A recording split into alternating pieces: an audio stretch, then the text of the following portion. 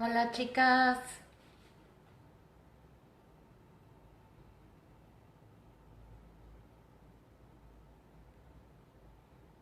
¿cómo andan?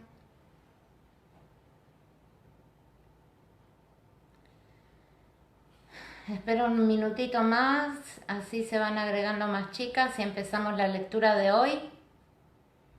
Pongan algo así, sé si estoy transmitiendo bien.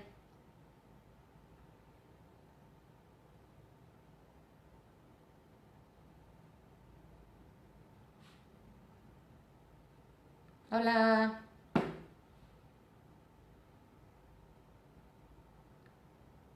¿están ahí?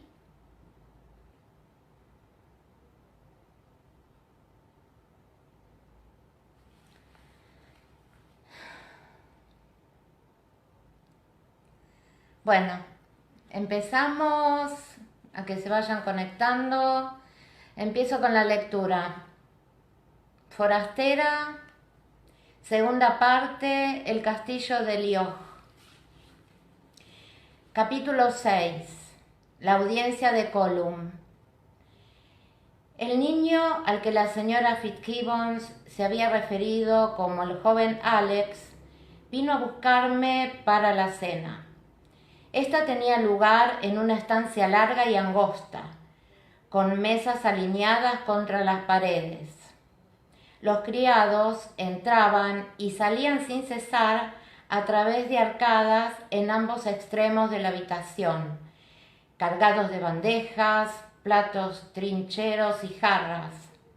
Los débiles rayos del atardecer de principios de verano se filtraban por las ventanas altas y estrechas. Los candelabros estaban listos para que los encendieran en cuanto oscureciera. Estandartes y tartanes colgaban en las paredes, entre las ventanas con diseños escoceses y heráldicos de todo tipo que salpicaban las piedras de colores. En contraste, la mayoría de la gente allí reunida para cenar estaba vestida en tonos de grises y de marrón, o con el suave escocés marrón y verde de las faldas de casa, tonos apagados, adecuados para ocultarse en los brezales. Mientras el joven Alex me guiaba hacia la parte superior de la habitación, sentí las miradas curiosas taladrando a mi espalda, pero, en general, los comensales mantuvieron la vista cortésmente en sus platos. Parecía que el protocolo no importaba demasiado. La gente comía como quería, se servía de las fuentes o llevaba sus platos de madera al extremo más alejado de la estancia, donde dos muchachos hacían girar un carnero en un asador dentro de una chimenea enorme. Había unas 40 personas cenando y tal vez unas 10 sirviendo. El aire bullía con conversaciones en gran parte en gaélico. Colum ya estaba sentado a una mesa en el extremo superior de la estancia, con sus piernas atrofiadas, escondidas debajo del roble, marcado por los años. Me saludó con educación, con la cabeza, y me indicó que me sentara a su izquierda, junto a una mujer pelirroja, regordeta y bonita, a quien presentó como su esposa Letitia. «Y este es mi hijo Hamish», dijo. Apoyó una mano en el hombro de un apuesto muchacho pelirrojo de unos 7 u 8 años, quien desvió la mirada en su plato el tiempo justo para dirigirme una rápida inclinación de cabeza. Observé al niño con interés. Se parecía mucho a todos los Mackenzie, las mismas mejillas anchas y chatas y ojos hundidos. De hecho, teniendo en cuenta la diferencia de color, podía ser una versión pequeña de su tío Dougal, sentado a su lado. Las dos adolescentes que había junto a Dougal, que rieron y se dieron codazos cuando me las presentaron, eran sus hijas, Margaret y Eleanor. Dougal me dirigió una sonrisa breve pero amable. Cogió el plato de una de sus hijas y lo empujó hacia mí. «¿Y tus modales, muchacha?», le regañó. «Los invitados primero». Con vacilación, alcé la cuchara de asta que me ofrecían. No estaba segura de qué tipo de comida se serviría, y me alivió bastante descubrir que el plato contenía una hilera de agradables y bien cocidos arenques ahumados. Nunca había intentado comer un arenque con una cuchara, pero no vi nada parecido a un tenedor. Recordé vagamente que los tenedores de mesa no incorporarían el uso general hasta unos cuantos años más tarde. A juzgar por el comportamiento de los comensales en otras mesas, cuando una cuchara resultaba poco práctica, se recurría al puñal para cortar la carne y retirar las espinas. Como carecía de uno, decidí masticar con precaución. Al inclinarme hacia adelante para recoger un arenque, me topé con los ojos azules y profundos del joven Hamish, clavados en mí de manera acusadora. No ha bendecido la mesa, declaró con severidad y con el pequeño rostro contraído. Era obvio que me consideraba una pagana desalmada y, por qué no, depravada. ¿Sería tan amable de hacerlo por mí?, aventuré. Los ojos azules se agrandaron con estupor, pero al cabo de un instante de reflexión, el niño asintió y enlazó las manos con rapidez. Lanzó una mirada airada alrededor de la mesa para asegurarse de que todos habían adoptado una actitud reverente, apropiada, y luego bajó la cabeza, satisfecho, entonó. Algunos tienen carne que no pueden comer y otros que sí pueden la desean. Nosotros tenemos carne y podemos comer, y por eso damos gracias a Dios. Amén. Alcé la vista de mis manos enlazadas con respeto y mis ojos se cruzaron con los de Gollum. Le sonreí como reconocimiento a la compostura de su hijo. Él reprimió una sonrisa y asintió con seriedad en dirección al niño. Bien hecho, muchacho. Pasa el pan. ¿Quieres?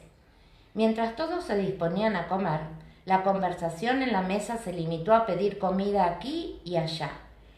Yo no estaba muy hambrienta, en parte debido a mi extraña situación y, para ser sincera, porque el arenque no me gustaba demasiado. El carnero estaba bastante bueno y el pan era delicioso, fresco y crujiente, con trozos de manteca fresca y sin sal. Espero que el señor Matavich se encuentre mejor, comenté durante una pausa momentánea para tomar aliento. No lo he visto al entrar. ¿Matavich? Las delicadas cejas de Letitia se enarcaron sobre sus ojos azules y redondos. Sentí que Dougal a mi lado alzaba la vista. El joven Jamie, aclaró lacónicamente antes de volver su atención al hueso de carnero en sus manos. Jamie, ¿por qué? ¿Qué le sucede? El rostro regordete se frunció con precaución. Nada más que un rasguño, querida, la tranquilizó Gollum. Miró a su hermano, pero ¿dónde está Dougal? Tal vez imaginé que los ojos oscuros tenían un destello de recelo. El hermano se encogió de hombros sin levantar los ojos del plato. Lo envié a los establos para que ayudara al viejo Alex con los caballos. Dadas las circunstancias, me pareció el mejor lugar para él. Alzó la vista y miró a su hermano. ¿O tenías otra idea? Gollum pareció vacilar. ¿Los establos? Sí, bueno. ¿Crees que es adecuado? Dougal se pasó una mano con el descuido por la boca y cogió una hogaza de pan. Decídelo tú, Gollum, si no estás de acuerdo con mis órdenes.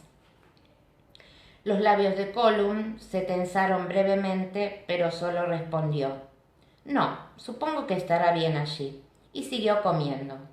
Yo tenía mis dudas de que un establo fuera el lugar apropiado para un paciente con una herida de bala, pero no me atreví a arriesgar una opinión. Resolví buscar al joven por la mañana, tan solo para asegurarme de que se encontraba todo lo bien atendido que fuera posible. Rechacé el budín y me disculpé, alegando cansancio, lo cual era cierto. Estaba tan exhausta que casi no presté atención cuando Gollum dijo: Buenas noches, señora Beecham. Enviaré a alguien por la mañana para que la lleve a la audiencia. Una de las criadas, al verme andar a tientas por el pasillo, se apresuró con amabilidad a iluminarme el camino hasta mi habitación. Acercó su vela, a la que estaba sobre mi mesa, y una luz vacilante parpadeó sobre las imponentes piedras de la pared. Por un instante tuve la sensación de que estaba en un sepulcro. Sin embargo, una vez que la mujer se marchó, descorrí la cortina bordada de la ventana y el aire fresco disipó la sensación.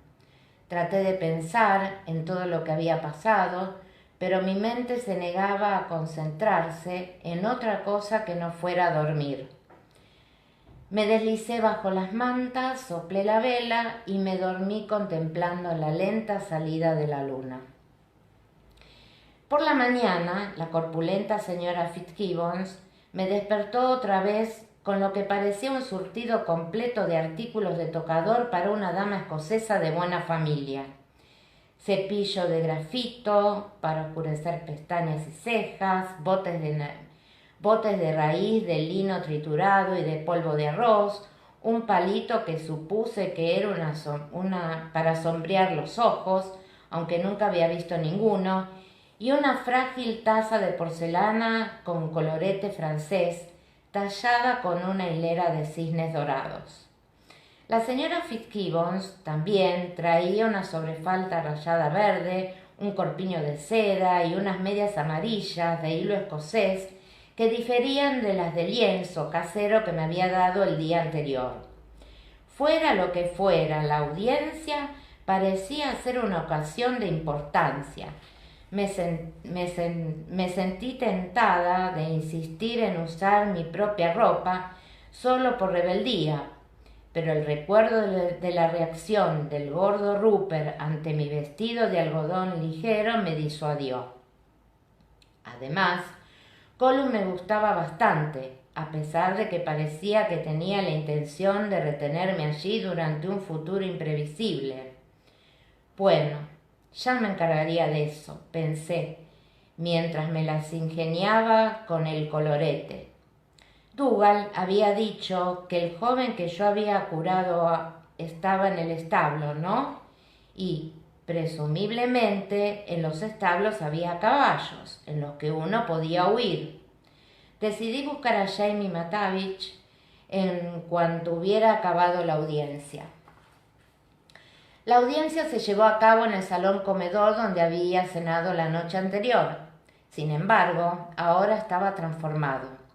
Habían apartado las mesas, los bancos y los taburetes contra las paredes, y la mesa principal se había reemplazado por una sólida silla tallada de madera oscura y tapada con lo que supuse que era el tartán de los Mackenzie. Uno escocés, verde oscuro y negro con cuadros superpuestos rojos y blancos. Ramitas de acebo decoraban las paredes y juncos recién cortados salpicaban las lajas. Detrás de la silla vacía, un joven gaitero probaba una gaita entre suspiros y resueltos. Cerca de él se encontraban quienes deduje que eran los miembros más íntimos del personal de Colum. Un hombre de rostro delgado, con calzones de tartán y camisa fruncida, apoyado perezosamente contra la pared. Un hombrecillo con una calva incipiente y una chaqueta de fino brocato. Sin duda un escribiente, dado que estaba sentado a una pequeña mesa equipada con un tintero de cuerno, plumas y papel. Dos hombres musculosos con faldas escocesas con actitud de guardias, y a un lado uno de los hombres más grandes que jamás había visto. Contemplé al gigante con cierto temor. La gran mata de pelo negro le nacía en la parte inferior de la frente, casi juntándose con las prominentes cejas. Matas similares cubrían los enormes antebrazos que dejaba ver la camisa arremangada. A diferencia de la mayoría de los demás hombres, no parecía que el gigante estuviera armado, excepto por un cuchillo diminuto que llevaba en el extremo superior de la media. La empuñadura corta casi no se veía entre la espesura del vello negro que le cubría las piernas por encima de los vivos colores de los calcetines escoceses. Un grueso cinto de cuero rodeaba la inmensa cintura, pero no llevaba ni puñal ni espada. Pese a su tamaño, el hombre tenía una expresión amable y daba la impresión de que estaba bromeando con el hombre de rostro enjuto, que parecía una marioneta en comparación con su inmenso interlocutor. El gaitero comenzó a tocar con un eructo preliminar, seguido de inmediato por un chillido desgarrador que finalmente se convirtió en algo similar a una melodía. Había unas 30 o 40 personas presentes, todas mejor vestidas y más acicaladas que los comensales de la noche anterior. Las cabezas se volvieron hacia el extremo inferior del salón. Al cabo de una pausa, para que la música cobrara ímpetu, Colum entró seguido de su hermano Dougal. Ambos Mackenzies iban ataviados con el atuendo ceremonial, faldas escocesas verdes y casacas de buen corte. La de Colum verde claro y la de Dougal de color bermejo. Los dos llevaban el tartán cruzado sobre el pecho y asegurado con un hombro con un gran broche de piedras preciosas. El cabello negro de Colum estaba suelto, aceitado, con esmero y rizado entre los hombros. Dougal lo llevaba atado, formando una trenza casi del mismo color que la casaca. Colum avanzó con lentitud a lo largo del pasillo, inclinando la cabeza y sonriendo de derecha a izquierda. Observé a través de la sala y vi otra arcada, cerca de la silla de Colum. Bien podría haber entrado por allí en vez de por lo del extremo más alejado de la estancia, de modo que el alarde de sus piernas torcidas y el contoneo torpe de su larga marcha hacia el asiento era deliberado, y también lo era el contraste con su hermano menor, alto y erguido, que no miró ni a un lado ni al otro, sino que siguió a Colum hacia la silla de madera y ocupó su lugar de pie tras él. Colum se sentó, esperó un momento y luego alzó la mano. El gemido de las gaitas se extinguió con un plañido lastimero y comenzó las audiencias. Pronto se evidenció que esa era la manera habitual en que el señor del castillo Leoch impartía justicia entre sus arrendatarios, atendiendo casos y resolviendo disputas. Había un orden del día.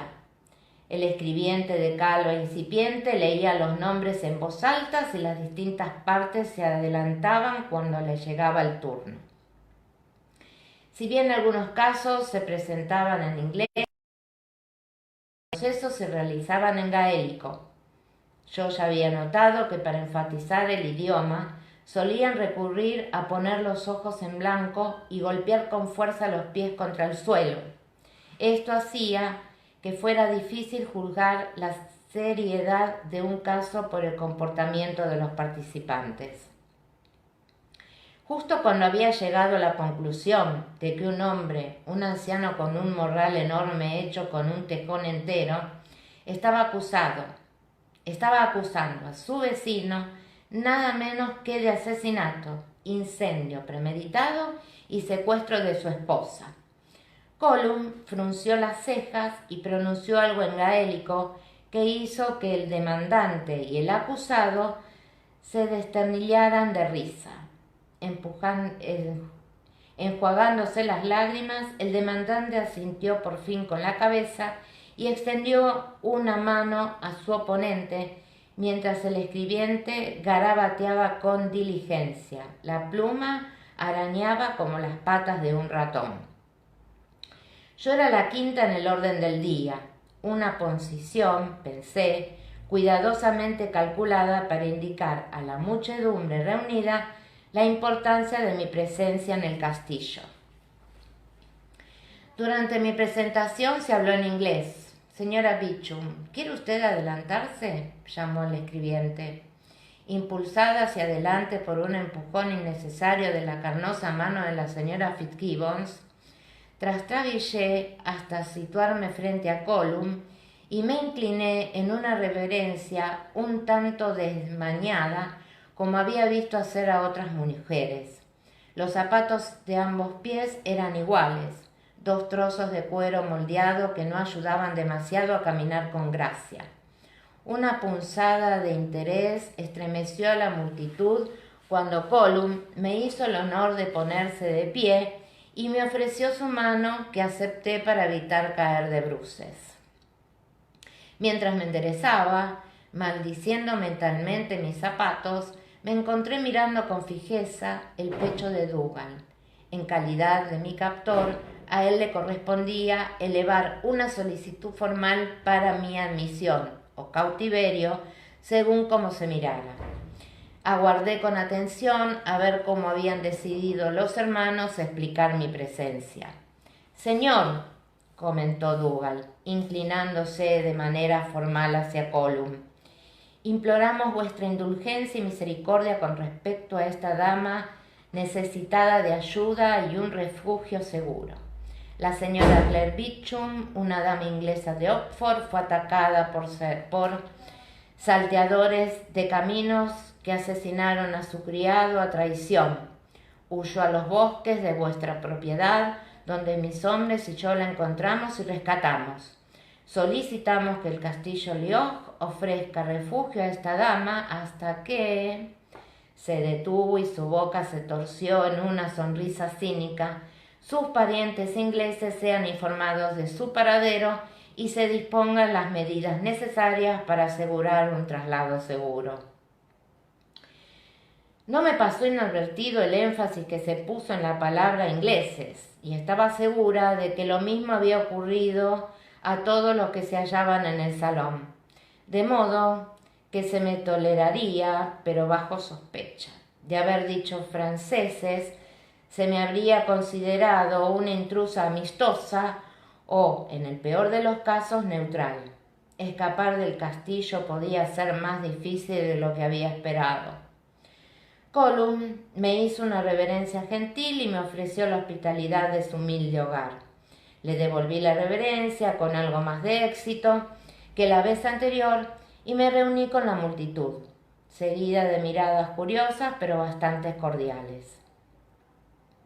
Hasta ese momento parecía que los casos habían interesado principalmente a las partes involucradas.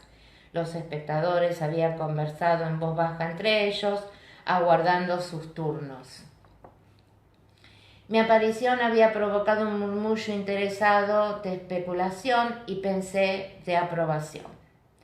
Pero ahora se desataba un alboroto agitado a lo largo del pasillo. Un hombre fornido se adelantó al espacio vacío.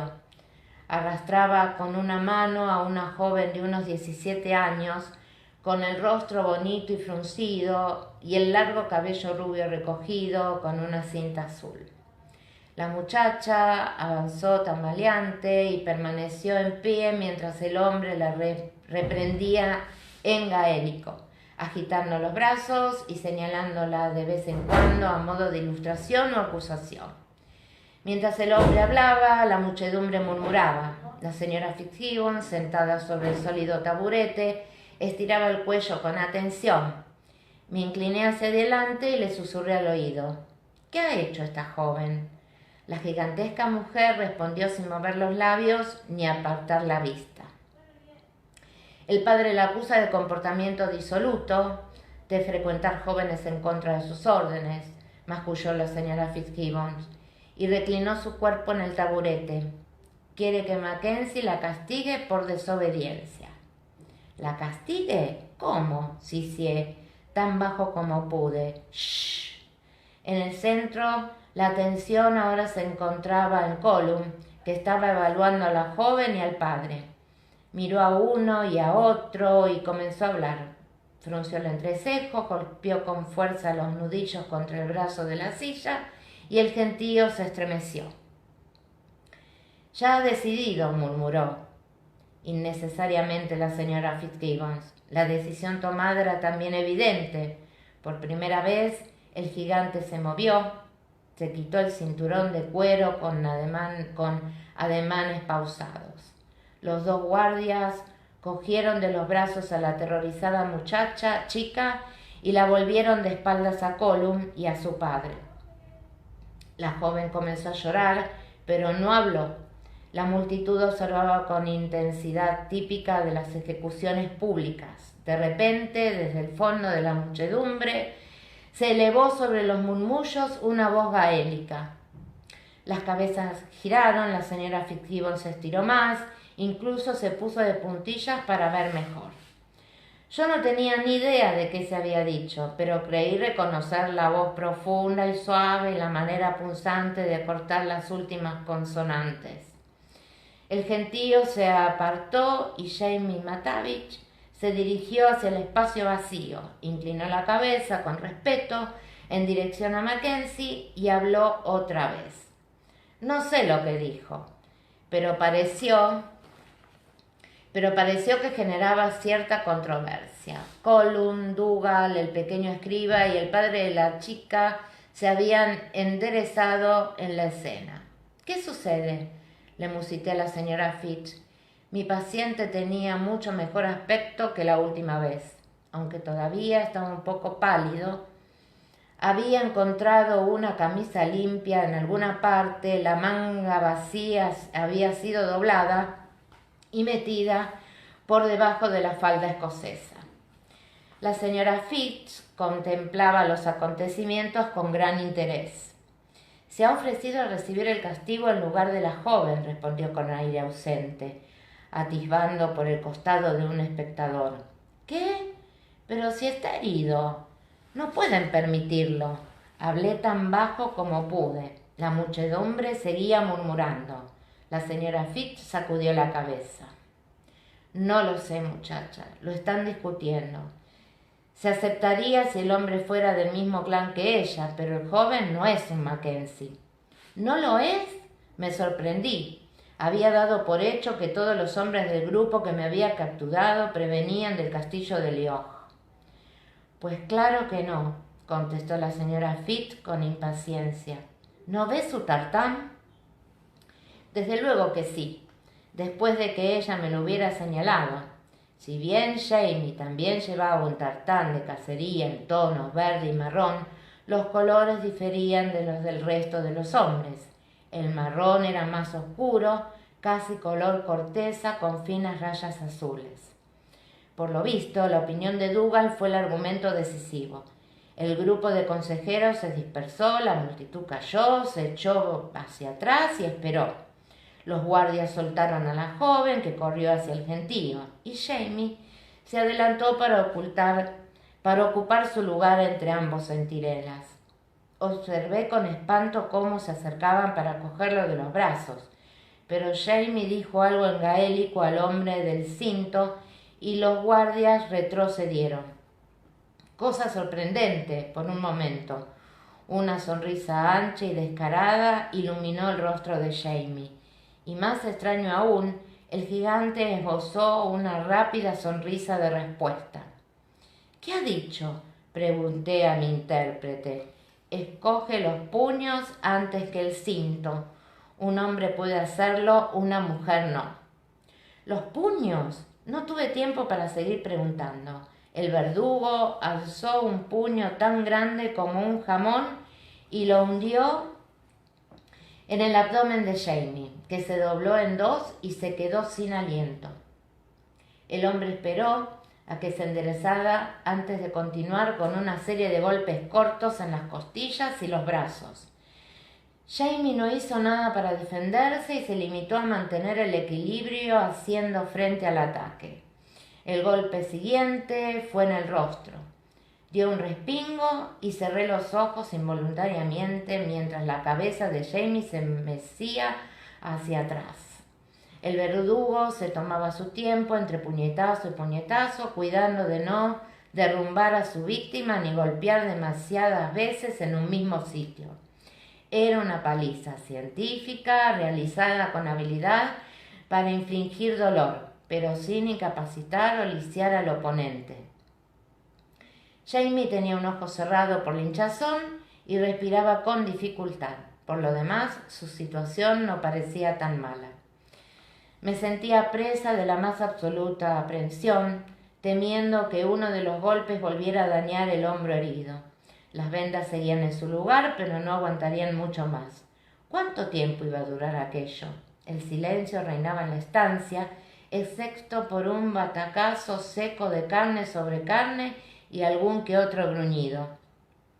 Angus se detendrá cuando corra sangre, susurró la señora Fitz como adivinando mi pregunta sin formular. Pues probablemente nunca le rompa la nariz. Eso es inhumano, sisié con ira. Varias personas a nuestro alrededor me miraron con expresión reprobadora. Pareció que el verdugo decidía que el castigo había durado el tiempo suficiente. Alzó un brazo y lanzó un golpe brutal. Jamie se tambaleó y cayó de rodillas. Los dos guardias se apresuraron a ponerlo en pie y cuando levantó la cabeza vi cómo la sangre brotaba de su boca lastimada. La muchedumbre dejó escapar un susurro de alivio y el verdugo se apartó, satisfecho por el deber cumplido. Un guarda sostenía a Jamie por un brazo mientras el joven sacudía la cabeza para despejarse. La muchacha había desaparecido. Jamie alzó la cabeza y miró a los ojos al imponente verdugo. Increíblemente volvió a sonreír, lo mejor que pudo. Los labios ensangrentados se movieron. Gracias, pronunció con dificultad. Hizo una referencia formal al hombre más corpulento y se volvió para marcharse. La atención de la muchedumbre se concentró una vez más en Mackenzie y en el siguiente caso. Vi cómo Jamie dejaba el pasillo por la puerta de la pared opuesta, dado que ahora él me interesaba más que los casos que pudieran presentarme. Me despedí con presteza de la señora Fitzgibbons y me abrí paso a través del corredor para seguirlo. Lo encontré en un pequeño patio lateral, apoyado contra un pozo de agua, pasándose la punta de la camisa por los labios. Toma, usa esto, sugerí, y le ofrecí un pañuelo. Lo aceptó con un ruido que interpreté como un gracias. El sol ya había salido, pálido y desteñido. Bajo su luz contemplé al joven con detenimiento. Un labio partido de un ojo hinchado parecían los principales daños, aunque las marcas en la mandíbula y el cuello pronto se convertirían en negros moretones. Tienes la boca herida por dentro. Se agachó y le abrí la mandíbula inferior, doblando el labio con suavidad para examinarlo por dentro. Había un corte profundo en la cara interna de la mejilla y un par de orificios pequeños en el área rosada del labio interno. Una mezcla de sangre y saliva escapó de la boca. Agua, pidió con dificultad, enjuagándose el hilillo sangriento que se deslizaba por la barbilla. Sí, por fortuna había un balde y una taza de cuenco en el borde del pozo. Jamie se enjuagó la boca y escupió varias veces. Luego se echó el resto del agua a la cara. ¿Por qué lo has hecho?, quise saber con curiosidad. ¿Qué?, dijo. Se enderezó y se secó con la manga. Se tocó con cuidado el labio partido y dio un leve respingo. Ofrecete recibir el castigo de la chica. ¿La conoces? Me avergonzaba un poco preguntar, pero quería saber qué había detrás de aquel gesto quijotesco. Sé quién es, pero nunca he hablado con ella. Entonces, ¿por qué lo has hecho? Jamie se encogió de hombros, lo que le provocó otro respingo. Ser azotada durante la audiencia la habría avergonzado. Para mí es más fácil. ¿Más fácil?, repetí con incredulidad, contemplando aquel rostro estropeado. Estaba tanteando con la mano libre sus costillas golpeadas, pero alzó el rostro y me sonrió a medias. Sí, ella es muy joven. Habría pasado vergüenza delante de todos los que la conocen y habría tardado mucho tiempo en superarlo. Estoy dolorido, pero no tengo ninguna herida seria. Estaré bien dentro de un par de días. ¿No? ¿Pero por qué tú? Quise saber, a juzgar por su expresión. La pregunta le pareció extraña. ¿Por qué no yo? Dijo. ¿Por qué no? Quise responder. Porque no la conoces. Ella no significa nada para ti. Porque ya estabas herido. Porque al margen del motivo que te ha impulsado, se requiere un valor muy especial para ponerse delante de la multitud y permitir que alguien te golpee en la cara. Bueno, una bala de mosquete a través del músculo trapecio podría considerarse un buen motivo, respondí con sequedad. Pareció divertido y se pasó los dedos por el área en cuestión. ¿Se llama trapecio? No lo sabía. Aquí estás, muchacho. Veo que ya has encontrado quien te cure. Tal vez no me necesites. La señora Fitzgibbons avanzó contorneándose y tuvo que hacer un esfuerzo para atravesar la estrecha puerta del patio. Llevaba una bandeja con unos botes, un gran cuenco y una toalla de hilo limpia. Solo le he dado un poco de agua, repliqué. Creo que no está mal herido, pero no estoy segura de que podamos hacer algo más para lavarle la cara. Bueno, siempre hay algo que se puede hacer, respondió ella con calma. A ver ese ojo, muchacho, deja que lo examine. Jamie se sentó de buen grado en el borde del pozo y volvió la cara hacia la mujer. Los dedos regordetes apretaron despacio la hinchazón púrpura, dejando depresiones blancas que desaparecieron con rapidez. Sigue sangrando bajo la piel. Las sanguijuelas servirán. Destapó el cuenco y pude ver unas cosas pequeñas y oscuras como babosas, de 3 o 5 centímetros de largo y cubiertas por un líquido de aspecto desagradable. Cogió 2 y apretó una contra la piel, justo debajo del hueso de la ceja, y otro debajo del ojo. Cuando el cardenal ya se ha formado, explicó, las sanguijuelas son útiles, pero si hay un hinchazón como esta, aún en formación, significa que la sangre está fluyendo bajo la piel. Las sanguijuelas pueden detenerla. Yo observaba con fascinación y desagrado. ¿No te duele?, le pregunté a Jamie. Él negó con la cabeza y las sanguijuelas rebotaron con obscenidad. No, da un poco de frío, eso es todo. La señora Fitz estaba ocupada con sus botes. La gente no sabe usar las sanguijuelas, afirmó. A veces son muy útiles, pero hay que saber utilizarlas cuando se aplican en un cardenal viejo. Se llevan la sangre sana y no mejoran el cardenal. Además, hay que tener la precaución de no usar muchas a la vez. Debilitan al que está muy enfermo o ya haya perdido mucha sangre. Escuché con respeto, absorbiendo toda la información, aunque esperaba que nunca me pidieran que le pusiera en práctica. Ahora, enjuágate la boca con esto. Limpiará los cortes y aliviará el dolor. Es té de corteza de sauce, me aclaró en una parte, con un poco de raíz de lirio molida. Asentí. Recordé vagamente que en una conferencia de botánica había oído que la corteza de sauce contenía ácido salicílico, el ingrediente activo de la aspirina. ¿La corteza de sauce no aumentará la posibilidad de una hemorragia?, inquirí. La señora Fick asintió con aprobación. Sí, a veces lo hace. Por eso hay que combinarla con un buen puñado de hierba de San Juan remojada en vinagre. Eso detiene la hemorragia si se ha recogido con luna llena y se ha molido correctamente. Sin protestar, Jamie se lavó la boca con la solución astringente El picante y aromático vinagre hizo que lagrimeara.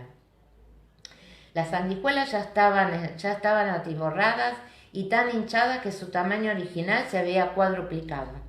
Las pieles oscuras y arrugadas estaban tensas y brillantes. Parecían piedras redondas y lustradas. De pronto, una sanguijuela dio un salto y rebotó en el suelo a mis pies. La señora Fix la recogió con destreza, agachándose con facilidad pese a su tamaño, y la devolvió al cuenco. Luego cogió la otra con suavidad, estirándole la cabeza. No hay que tirar con demasiada fuerza, explicó. Puede explotar. La idea me hizo estremecer de manera involuntaria, pero si están casi llenas es fácil quitarlas. Si no se puede, hay que dejarlas tranquilas y se soltarán solas. En efecto, fue fácil retirar la sanguijuela, que dejó un hilo de sangre en el lugar donde había estado. Sequé la pequeña herida con la punta de una toalla humedecida en la solución con vinagre. Para mi sorpresa, las sanguijuelas habían dado resultado. La hinchazón se había reducido de manera considerable y el ojo estaba parcialmente abierto, aunque el párpado continuaba hinchado. La señora Fix lo examinó con aire crítico y decidió que no usaría más sanguijuelas. Mañana estarás horroroso, muchacho, créeme, dijo con una sacudida de cabeza, pero al menos podrás ver con ese ojo. Ahora lo que necesitas es cubrirlo con un buen pedazo de carne cruda y echarle unas gotas de caldo con cerveza para fortalecerlo. Ven a la cocina dentro de un rato. Recogió la bandeja y se detuvo un momento. Lo que has hecho ha sido muy gentil. Lowery es mi nieta, ¿sabes? Y te doy las gracias en su nombre, aunque debería hacerlo ella en persona, si es que tiene modales. Palmeó la mejilla de Jamie y se alejó contorneándose con pesadez. Examiné a Jamie con atención. El arcaico tratamiento médico había resultado sorprendentemente efectivo. El ojo todavía estaba hinchado, pero apenas amorotonado. Y el corte en el labio era ahora una línea precisa y limpia, un poco más oscura que los tejidos circundantes. ¿Cómo te sientes?, le pregunté. Bien. Debí de mirarlo con desconfianza porque me sonrió, teniendo cuidado aún con la boca. Solo son cardenales. Tengo que darle las gracias de nuevo. Me has curado 3 veces en 3 días. Debes de considerarme muy torpe. Toqué una marca púrpura en su mandíbula. No, torpe no, un poco osado tal vez. Un movimiento agitado en la entrada del patio atrajo mi atención. Un destello amarillo y azul al verme la joven llamada Lowery retrocedió con timidez. Creo que alguien quiere hablar a solas contigo, añadí. Me marcho. Mañana te quitaré las vendas del hombro. Hasta entonces. Sí, gracias de nuevo. Me apretó la mano a manera de despedida y me alejé, mirando con curiosidad a la muchacha al pasar junto a ella. De cerca era aún más hermosa, con unos ojos azules suaves y el cutis como los pétalos de una rosa. Cuando miró a Jamie, su rostro resplandeció. Abandoné el patio, preguntándome si el gesto galante había sido en realidad tan altruista como yo había supuesto.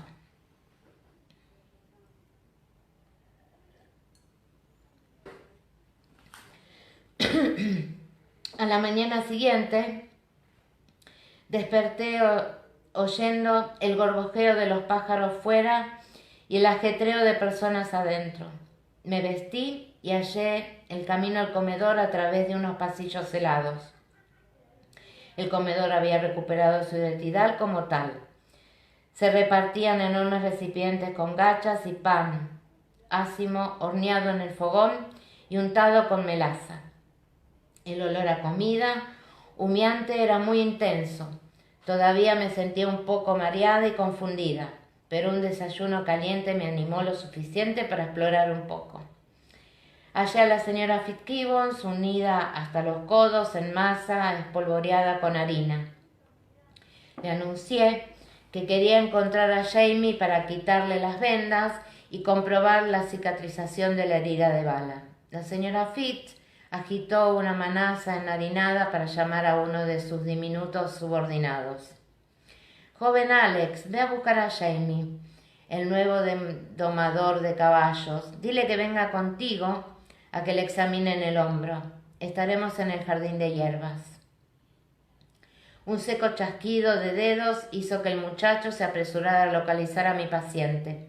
La señora Fitz entregó la masa a una criada, se enjuagó las manos y se volvió hacia mí. «Tardarán un poco. ¿Les gustaría echar un vistazo al jardín de hierbas? He visto que sabe algo de plantas y si le interesa podría echar una mano allí en su tiempo libre». El herbario depositario valioso de plantas medicinales y aromáticas estaba situado en un patio interior, lo bastante grande para que se filtrara el sol, pero resguardado de los vientos de primavera, y tenía su propio pozo de agua. Estaba bordeado por arbustos de romero del oeste y de manzanilla al sur, y una hilera de amarantos marcaba el límite norte. La pared del castillo formaba el límite oriental. Identifiqué correctamente las espigas verdes de azafranes tardíos y las acederas francesas de hojas suaves que emergían de la tierra fértil y oscura. La señora Fitz me enseñó dedaleras, verdolagas y betónicas, además de otras especies que no reconocí. Al final de la primavera era una época de siembra. La cesta en el brazo de la señora Fitz contenía una profusión de dientes de ajo, de base de la cosecha de verano. La regordeta dama me entregó el cesto y un palo de cavar para plantarnos. Según parecía, yo había holgazaneado demasiado en el castillo hasta que Colum halló algo en lo que podía ser útil. La señora Fitz siempre encontraba trabajo para una persona ociosa. «Aquí, querida, plántelos en el lado sur, entre el tomillo y las dedaleras». Me enseñó a dividir las cabezas en semillas individuales sin estropear la película externa y luego a plantarlas. Era bastante sencillo. Solo había que introducir cada diente en la tierra con el extremo romo hacia abajo y enterrarlo a casi 4 centímetros de la superficie. Guarde algunas cabezas, me aconsejó. Divídalas y plante los ajos por separado, uno aquí y otro allá, en todo el jardín. El ajo mantiene a los insectos alejados de las demás plantas. También la cebolla y la milenrama. Y recordé las cabezuelas de las caléndulas muertas, pero consérvelas porque son útiles. Nuevamente, caléndulas salpicaban el jardín con sus flores doradas. En aquel momento apareció el joven que la señora Fitz había enviado a buscar a Jamie. La carrera lo había dejado sin aliento. Anunció que el paciente se negaba a dejar su trabajo. «Dice», jadeó el muchacho, «que no está mal herido como para necesitar que lo curen, pero que agradece su preocupación». La señora Fitz se encogió de hombros ante el mensaje no muy tranquilizador. «Bueno, si no quiere venir, que no venga. Si quiere, puede ir al corral cercado al mediodía, jovencita. Quizás no pare para que lo curen, pero si no me equivoco, lo hará para comer. El joven Alex vendrá a buscarla al mediodía para guiarla al corral». La señora Fitz se alejó como un galeón, con el joven Alex corriendo tras ella, y me dejó plantando el resto de los ajos. Trabajé con gusto toda la mañana, plantando, recortando cabezuelas de flores muertas y arrancando hierbajos. enzarzada en la incertidumbre batalla del jardinero contra caracoles, insectos y parásitos similares. Aquí, sin embargo, la lucha se libraba con las manos vacías, sin la asistencia de pesticidas químicos.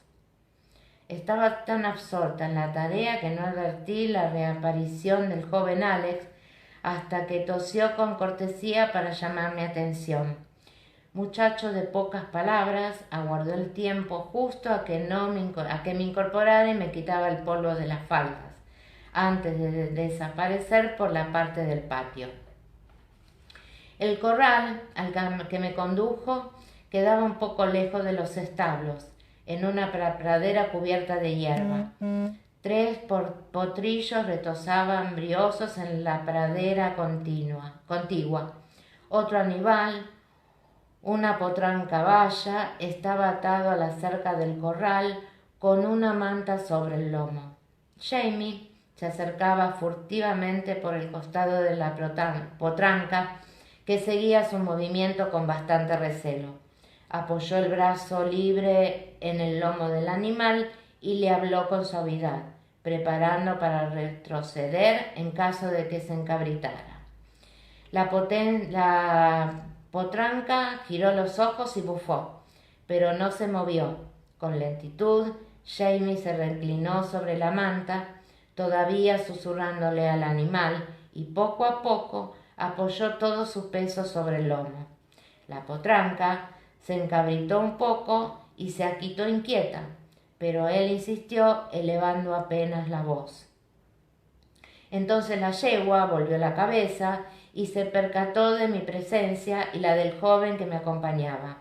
Instruyendo algún peligro, se encabritó, relinchó y se giró hacia nosotros, aplastando a Jamie contra la cerca del corral.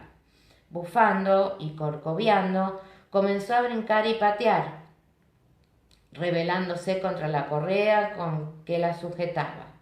Jamie rodó debajo del cerco, lejos de la lluvia de coces. Se puso de pie con dolor, maldiciendo en gaélico, y se volvió para ver que había desbaratado su tarea. Al advertir de quién se trataba, su expresión airada se convirtió en una amable bienvenida, aunque supuse que nuestra presencia no era del todo oportuna. El cesto del almuerzo, preparado con solicitud por la señora Fix, que, por cierto, no se había equivocado, contribuyó a devolverle el buen humor.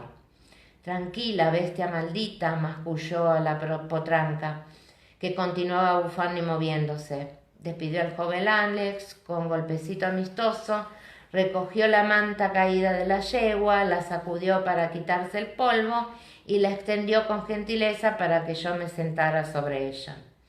Evité con gran tacto cualquier referencia al contratiempo reciente con la potranca y serví cerveza y le ofrecí trozos de pan con queso. Jamie comió con apetito, lo que me recordó su ausencia en el comedor las 2 noches anteriores. «Durmiendo», explicó cuando le pregunté dónde había estado. «Me fui a dormir en cuanto te dejé en el castillo y no me desperté hasta la madrugada de ayer. Trabajé un poco después de la audiencia y luego me senté en un fardo de paja para descansar un rato antes de cenar». Rió. «Cuando ha despertado esta mañana, seguía allí sentado con un caballo mordisqueándole la oreja». No cabía duda de que el descanso le había sentado bien. Los cardenales se habían oscurecido, pero la piel que los rodeaba tenía un color saludable y realmente gozaba de un excelente apetito. Observé cómo se comía las últimas migas que habían caído en la camisa, que recogió con precisos toques de dedo, previamente humedecido.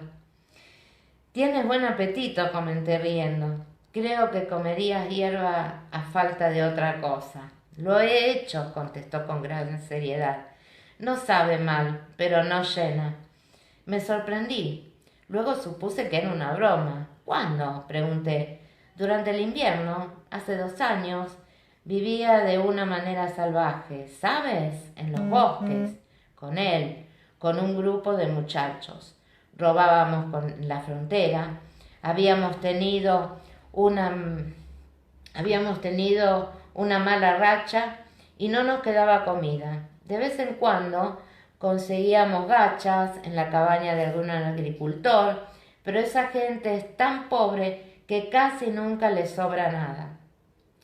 Siempre encuentran algo para darle a un extraño, pero 20 forasteros es demasiado, incluso para la hospitalidad de un escocés. Sonrió de repente. ¿Has oído? Bueno, claro que no. Iba a preguntarte si conoces la bendición de la mesa de los granjeros. No, ¿cómo es? Jamie sacudió la cabeza para apartarse el pelo de los ojos y recitó. Jale, jale, alrededor de la mesa, come tanto como puedas, come mucho.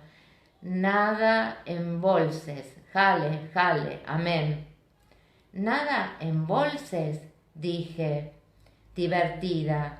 Jamie se palmeó el morral que llevaba al cinto.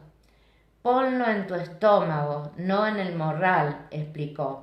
Estiró una mano para coger unas hojas de hierbas largas y las arrancó con suavidad de la vaina. Las enrolló entre las manos, haciendo que las semillas blancas salieran volando del tallo. El invierno finaliza y, por suerte, el tiempo estaba templado o no habríamos sobrevivido. Solíamos a cazar conejos con trampas. A veces no podíamos arriesgarnos a encender fuego y nos los comíamos crudos. Y de tanto en tanto también caía algún venado, pero en la época de la que te hablo, llevábamos varios días sin cazar. Sus dientes blancos y cuadrados se hundieron en el tallo de la hierba. Yo también cogí una y mordisqué la punta. Era dulce y algo ácida, pero solo tenía unos 2 centímetros de tallo tierno para comer. Nada más nutritivo. Jamie tiró el tallo semicomido, cogió otro y prosiguió con la historia. Había caído algo de nieve unos días antes, apenas una capa bajo los árboles y barro en los demás sitios.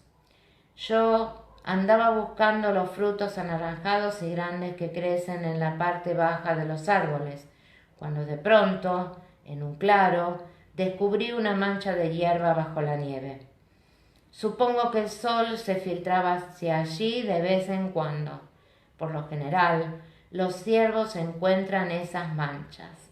Quitan la nieve con las patas y se comen la hierba hasta las raíces. No había encontrado aquella y pensé que si ellos sobrevivían al invierno de esa manera, ¿por qué no habría de hacerlo yo? Tenía tanta hambre que habría sido capaz de abrir mis botas y comérmelas, de no haberlas necesitado para caminar. Así que comí la hierba hasta la raíz, igual que los ciervos. ¿Cuánto tiempo llevaba sin comer?, pregunté fascinada y estupefacta. 3 días sin probar bocado, 1 semana con muy poca cosa, un puñado de avena y algo de leche. Sí, agregó, estudiando el tallo de hierba. La hierba del invierno es dura y agria, no como esta, pero no le presté demasiada atención. De pronto me sonrió.